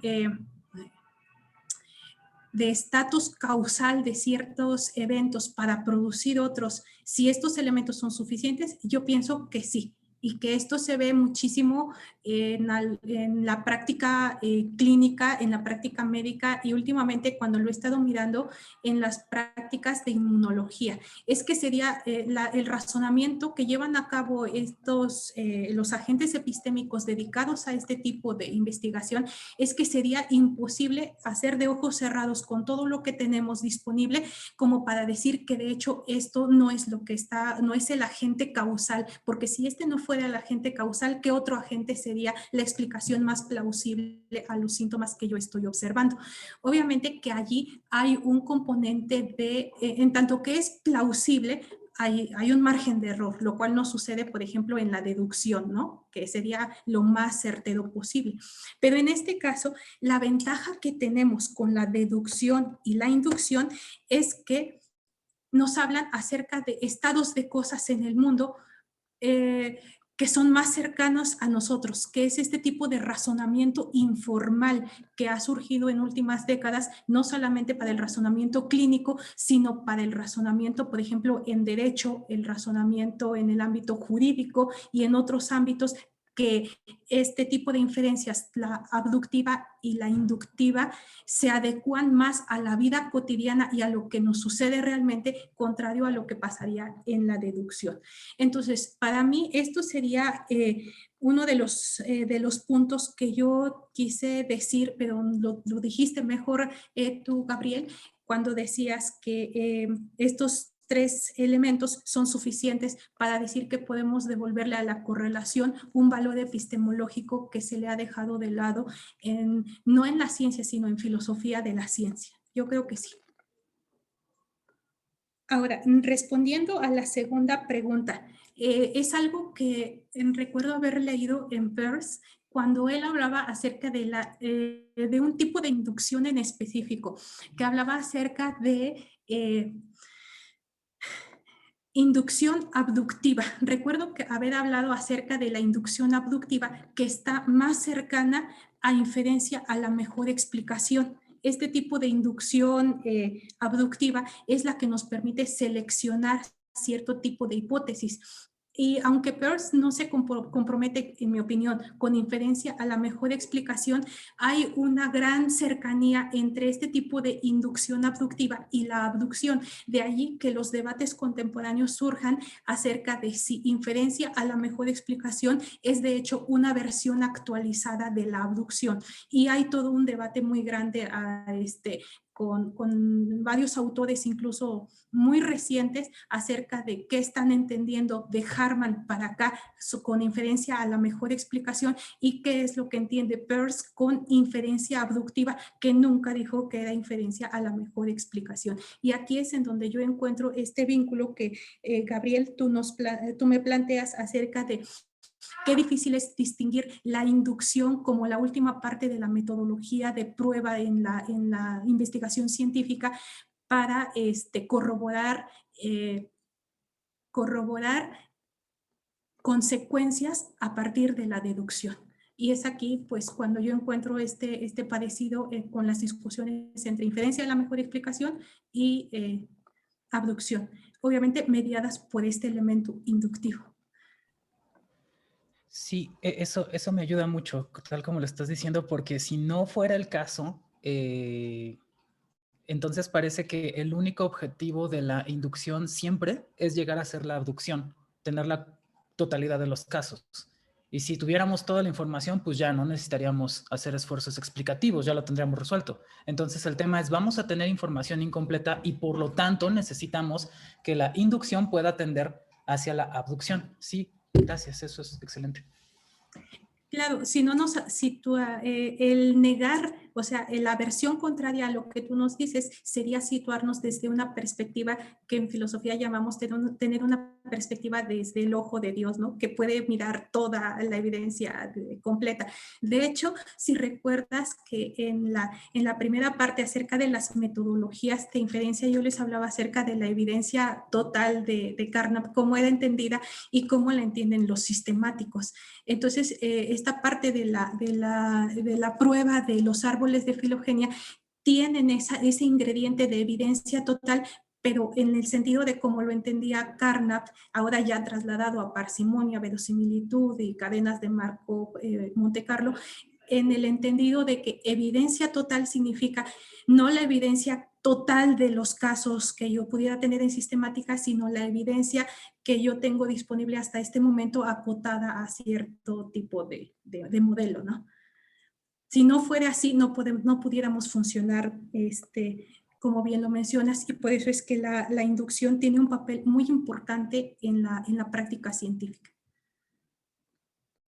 Sí, sí, súper, muchas gracias, me encanta. Gracias a ti, Gabriel. Qué bien. ¿Alguien más gusta tomar la palabra? Ok, pues mientras se animan, a mí me gustaría como hacerles una pregunta tanto a Luz como a Elizabeth, o sea, la misma pregunta, que me den su perspectiva sobre qué tanto han cambiado los modelos computacionales en la biología y si estos modelos computacionales, ¿no? O sea, más allá de toda la parte de los modelos tradicionales que conforman, pues en este sentido, tal vez lo que nos ha hablado Elizabeth sobre la inferencia filogenética, si ha traído como, o piensan que ha repercutido un poco en el tipo de razonamiento que los biólogos pueden llegar a hacer por medio de estos modelos computacionales. Y lo pregunto porque una característica de los modelos es, si lo vemos cognitivamente, reducir la carga cognitiva, ¿no? O sea, realmente nosotros no podemos tener tanta información, no podemos manejar o manipular tanta información en nuestro cerebro. Por lo tanto, son como memorias no extendidas, pongámoslo así, los modelos. Por eso no solamente cumplen tal vez un papel representacional, sino sí cumplen un papel en el sentido de pues de poder guardar información, ¿no? O sea, que es interesante. Y me gustaría preguntar eso, o sea, si en su experiencia han visto que los modelos computacionales han tenido algún impacto en la práctica científica, bueno, pues en este caso, en la práctica científica de las inferencias filogenéticas.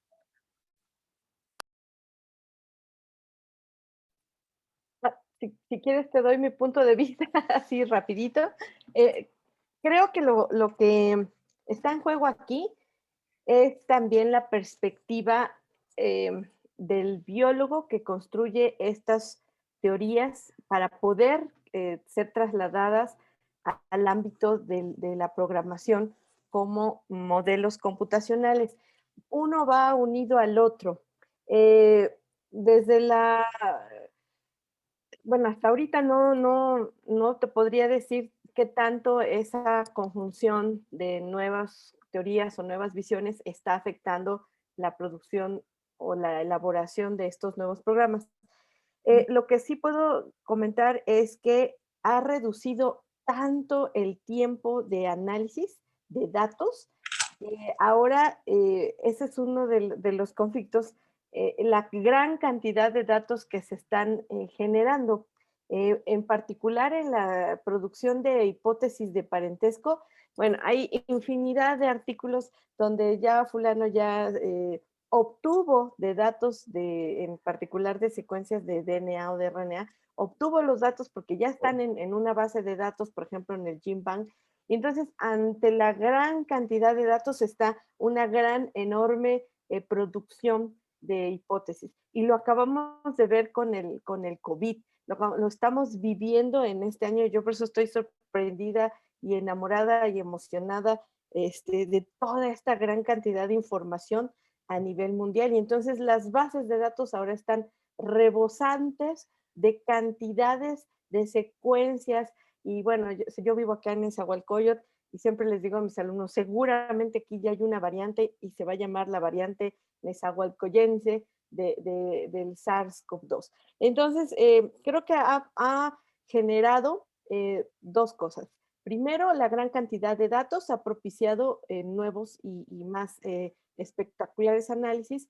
Sin embargo, creo que sí se tiene uno que detener precisamente ahora a ver los fundamentos que subyacen de esto, porque ahí están los datos, ahí están los programas, pero ¿de qué nos sirven si no estamos siendo consistentes y estamos dando hipótesis así a grosso modo? Y entonces ahora falta pues revisar esta gran conjunción que es a partir de qué modelos teóricos se están construyendo los algoritmos que van a analizar esos datos. Y eso yo creo que es una discusión también muy importante y muy interesante. Claro, gracias, Luz. Y también ahorita que decías esto de la pandemia y todo lo que ha traído, ¿no? La gran cantidad de datos, pues también es interesante ver, por ejemplo, cómo partiendo de distintos modelos también resuelven el mismo problema, ¿no? Que en este caso sería como, un ejemplo, las vacunas, ¿no? O sea, que atacan a cierta parte del sistema inmune, ¿no? Sin embargo, pues ahí se puede ver su eficacia, ¿no? Entonces, resolver un problema que es pues, realmente no tener como la posibilidad, ¿no? Porque ahí también reducen más bien no la posibilidad, la probabilidad de adquirir la enfermedad de la COVID. Ok, Luz, muchas gracias. Elizabeth, por favor, adelante.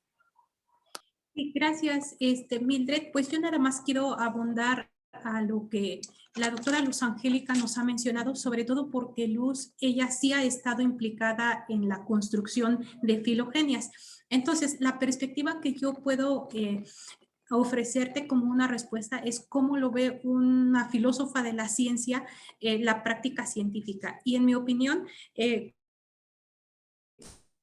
converge con la de Luz es que las metodologías estadísticas reducen el tiempo de obtener resultados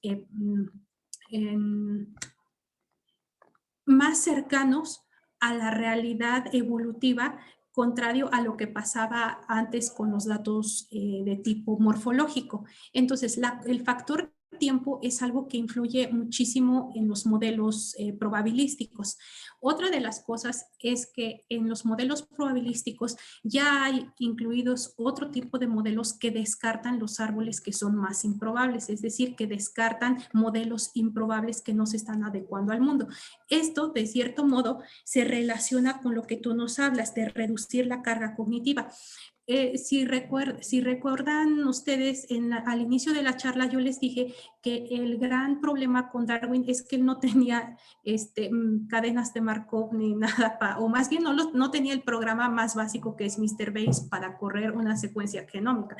Entonces, Darwin no podía dar una respuesta a partir de la biología molecular a la gran interrogante de por qué se diversificaron tan pronto las plantas. Entonces, lo que nos han dado los métodos estadísticos es una velocidad impresionante para resolver enigmas que no pudieron haber sido resueltos en el tiempo de su surgimiento. Pero, por otro lado, lo que han dicho los sistemáticos, cuando yo les he preguntado, oye, ¿y tú qué piensas sobre los métodos que estás utilizando?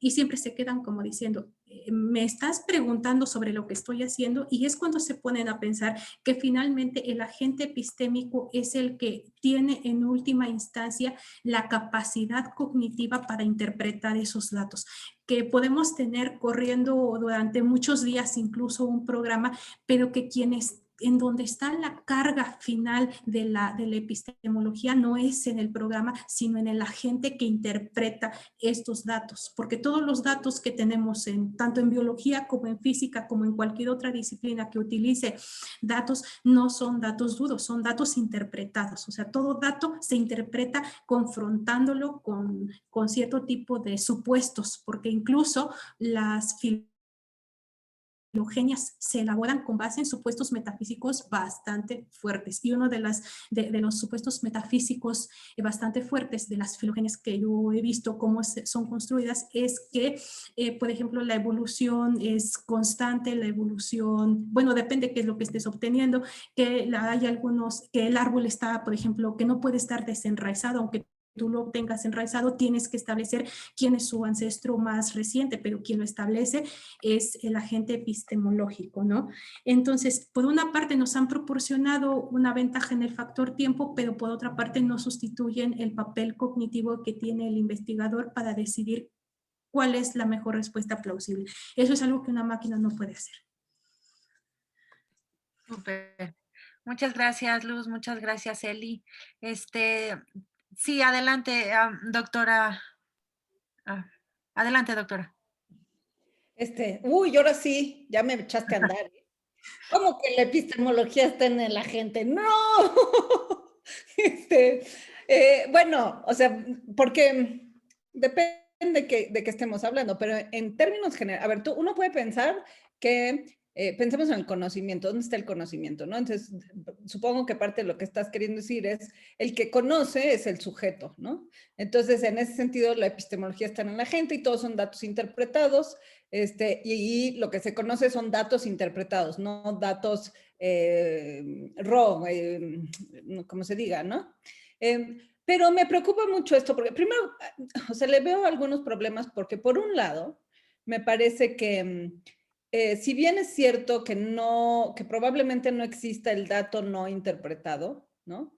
La aspiración del epistemólogo, del científico, de quien se dedica a pensar acerca del conocimiento y la ciencia, es que el conocimiento sea independiente de quien conoce, ¿no? Es decir, que de alguna manera aquello que sabemos sea tan fiel a lo que se refiere que no dependa de la gente y que sea algo que se puede transmitir de sujeto a sujeto y que en ese sentido lo que estamos tratando de construir, por lo menos en parte, son interpretaciones correctas, ¿no?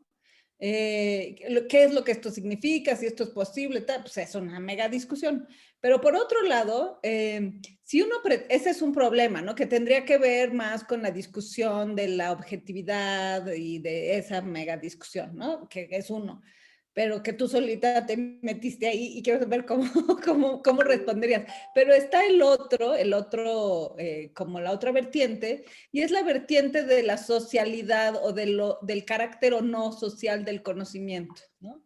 Porque si tú piensas que es el agente, que el conocimiento está en la interpretación del sujeto, de la gente, de la persona, como le queramos llamar, entonces pareciera que le niegas un carácter esencialmente social al conocimiento, como si el conocimiento no fuera algo que realmente no es la interpretación misma, sino justamente el ir y venir de lecturas, de interpretación, o sea, un proceso bastante más complicado.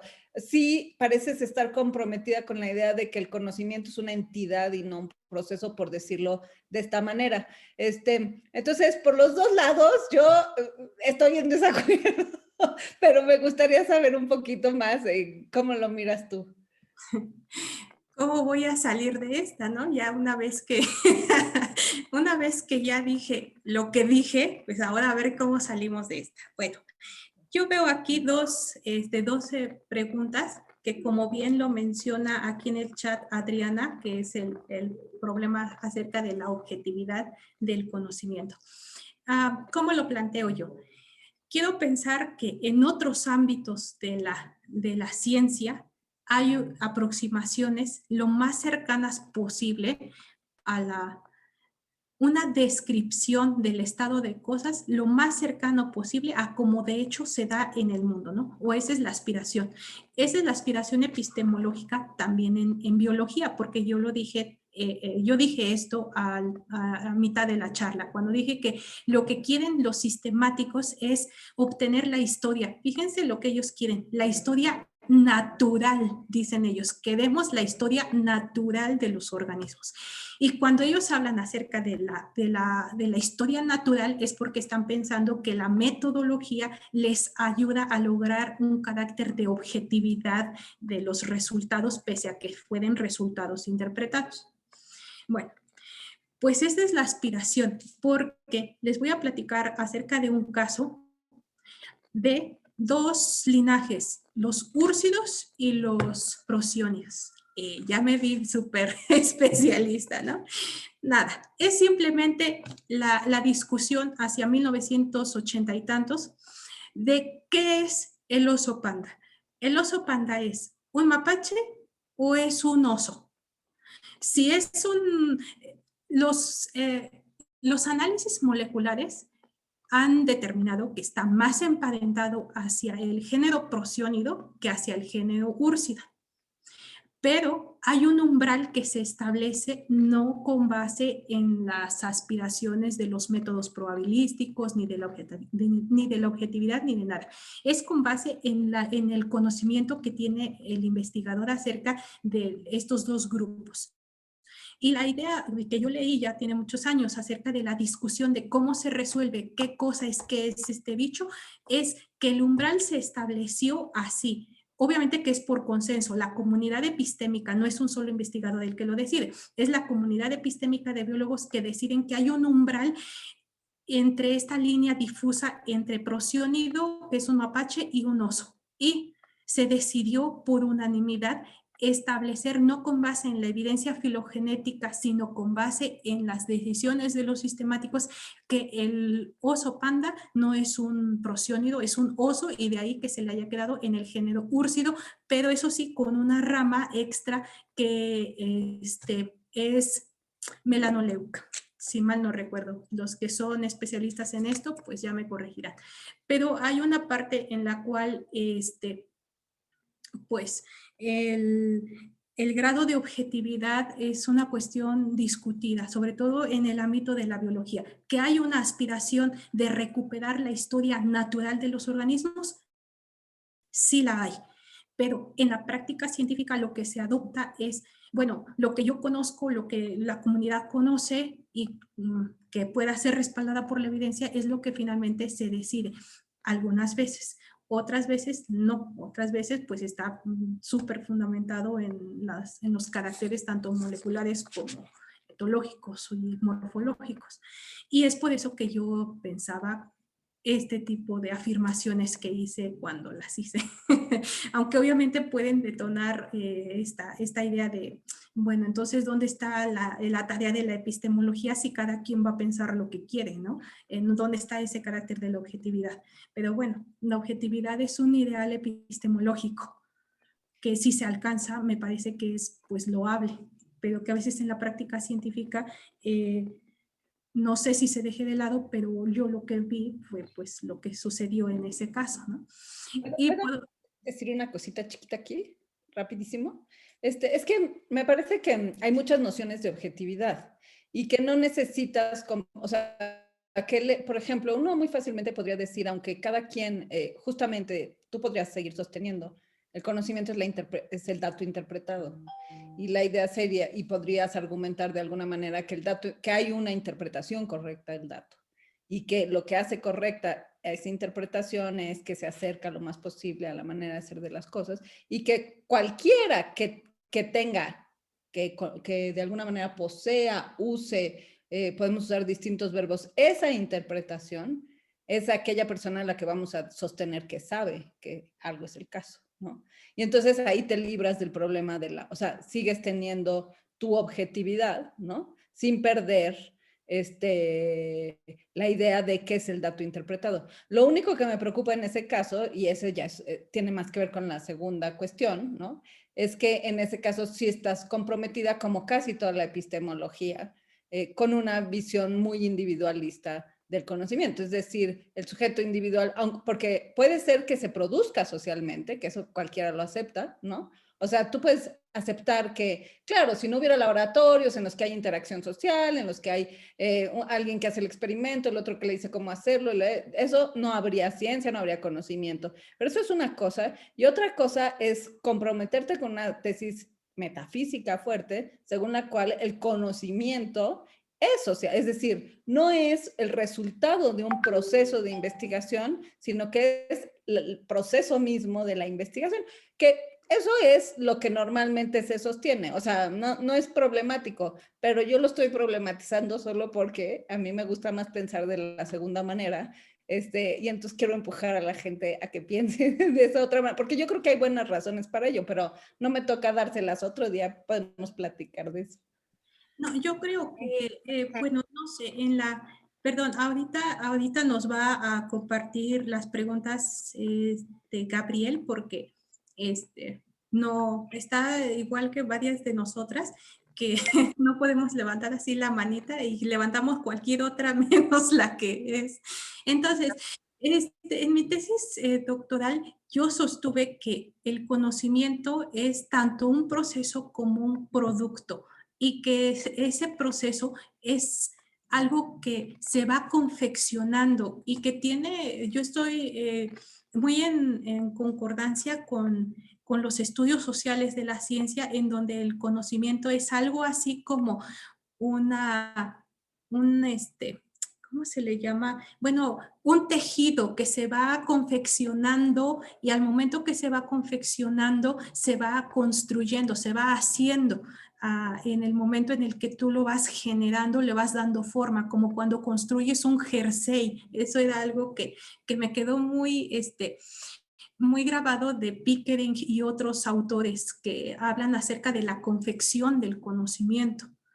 Pero en tanto que hay intereses de los agentes epistemológicos, me parece que la construcción del conocimiento también tiene estos componentes extrateóricos con los cuales se va configurando la forma final de los resultados en una investigación, porque la secuenciación, por ejemplo, para determinar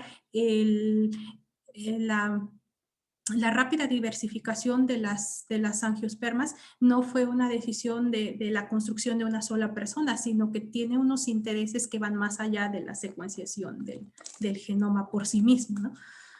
Pero sí, o sea, no, realmente yo no me comprometería con una visión estática del conocimiento, sino con una visión de la construcción social del conocimiento, aunque quizá pude haber dado otra impresión a la cual no era mi intención.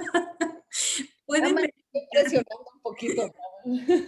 Pueden ir a checar en mi tesis que yo me comprometo con eso. Lo he dicho siempre, ¿no? Lo he dicho, que una visión estática del conocimiento y nos traería problemas incluso en filosofía del lenguaje, porque no hay una concepción del lenguaje privado, ¿no? O sea, el que nada más entiendo yo, que eso tendría repercusiones nefastas para alguien que aquí trabaje filosofía del lenguaje pudiera alegar, bueno, entonces, ¿hay un lenguaje privado o qué pasa, no? Ok, Eli, muchas gracias. Perdón que interrumpa ahora.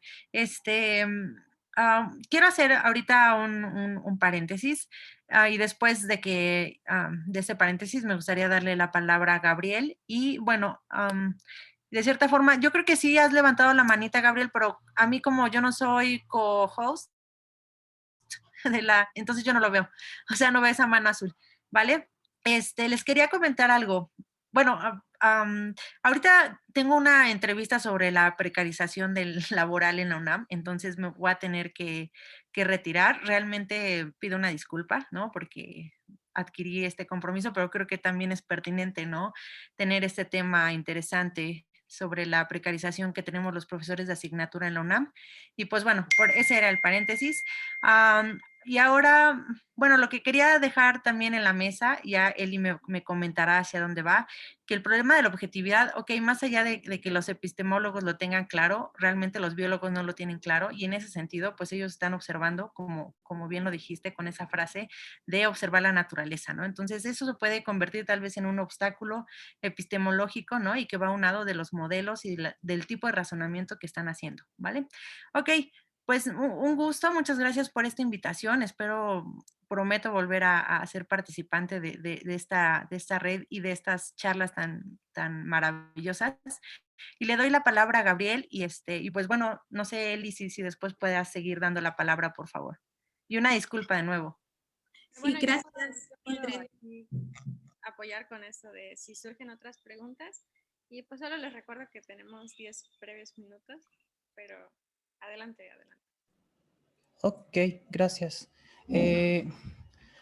Yo quiero nada más insistir entonces, si entendí como parece que entendí la presentación de Elizabeth, entonces defendería también que yo estoy de acuerdo, porque lo que empezó diciéndonos está hablando de inferencias novedosas que rompen con un contexto de justificación, es decir, rompe con las cosas que dicen las teorías ya consolidadas. Entonces, pues, cuando estás haciendo una propuesta de este tipo, pues obviamente no puedes estar conforme con el conocimiento que es aceptado como objetivo. Pero extrañamente en ese momento tampoco estás del lado donde digas socialmente estoy construyendo un conocimiento. No, al contrario, estás haciendo una propuesta novedosa y vas a tener a todo el mundo en tu contra. Lo que tienes que ir haciendo es encontrando gente que te respalde y eso se va a afianzar mediante la repetición, supongo, otra vez de predictividad, adecuación empírica y el ejercicio explicativo que como sujetos o sujetas las personas en ciencia tienen que poder hacer para convencer a las demás personas.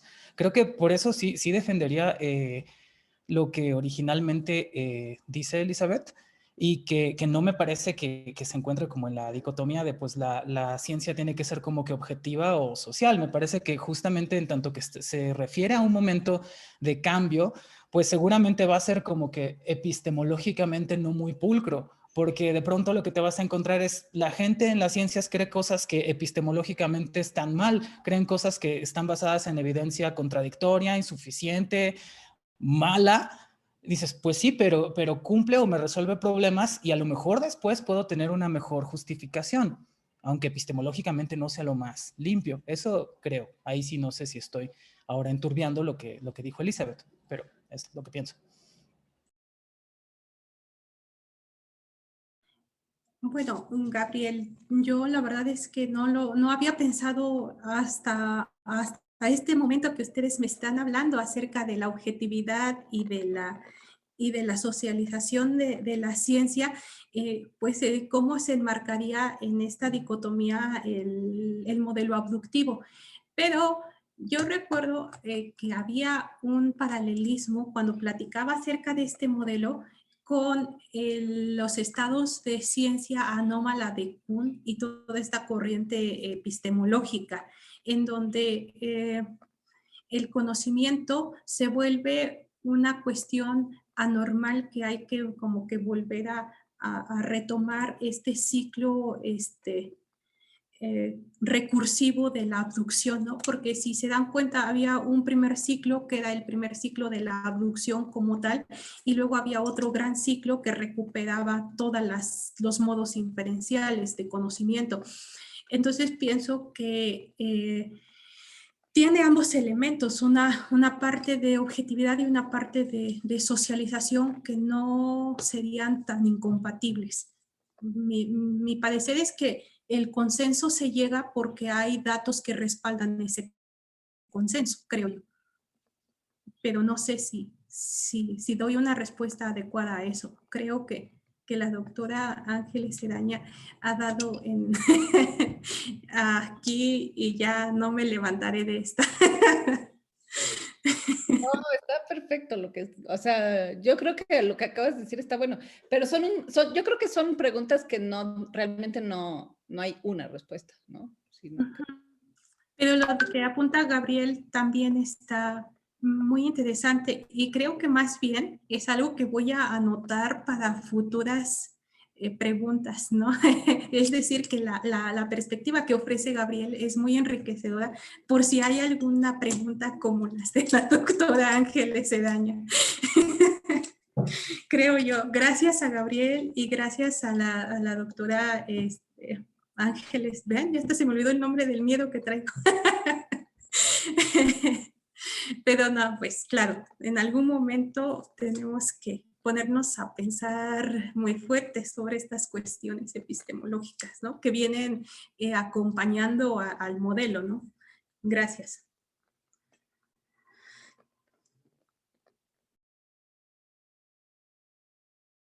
Bueno, gracias a todas por participar. Ya cerramos definitivamente la sesión porque tenemos 5 minutos. Solo les recuerdo que el newsletter se comparte cada lunes o cada martes, así que si no les ha llegado, por favor revisen su bandeja de correo no deseado para que lo lean. Ahí viene la réplica de la sesión pasada, anuncios sobre las próximas sesiones y por supuesto ustedes también siéntanse en completa libertad, aprovechen el espacio ese del newsletter para compartir sus publicaciones, sus conferencias, convocatorias, todo aquello que crean que puedan nutrir la red, pues ese es el medio para comunicarlo. Y pues ya saben que nos vemos el próximo jueves a la misma hora, a las 4 de la tarde. Bueno, sesión a la línea de estudios, me parece que es la de procesos históricos, sociales. En 15 días, más bien, la de corporalidades y subjetividades, porque se atraviesa semana inhábil. Sí, exacto.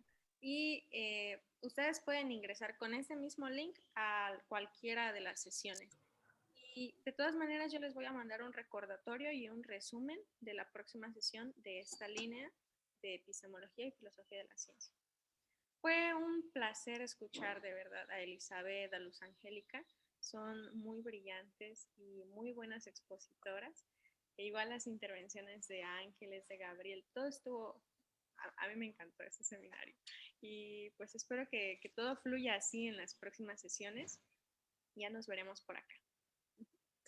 Ok, nos vemos. Bye, cuídense. Cuídense mucho, gracias a todas y pues abrazos desde acá. Adiós. Gracias, buenas tardes. Buenas tardes. Gracias, Luz, gracias a todas. Gracias.